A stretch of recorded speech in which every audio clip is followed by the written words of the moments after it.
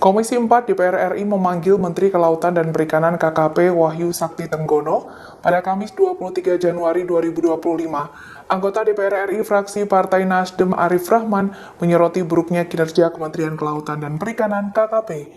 Pernyataan itu disampaikan Arif dalam mengkritik pagar laut misterius di Tangerang. Arif menyoroti sikap Menteri KKP yang sempat menghentikan pembongkaran pagar laut yang dilakukan TNI.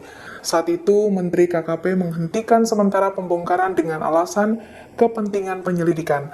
Menurut Arif, hal itu menunjukkan buruknya kinerja KKP. Arif juga menyoroti soal pagar laut yang ada di Bekasi, Jawa Barat, di mana dalam kasus pagar laut Bekasi, Dinas Kelautan dan Perikanan Jawa Barat DKP Jabar merupakan legal, sementara KKP menilai ilegal. Atas hal itu, Arif menilai kementerian perlu memperbaiki koordinasi. Download Tribun X sekarang, menghadirkan lokal menjadi Indonesia.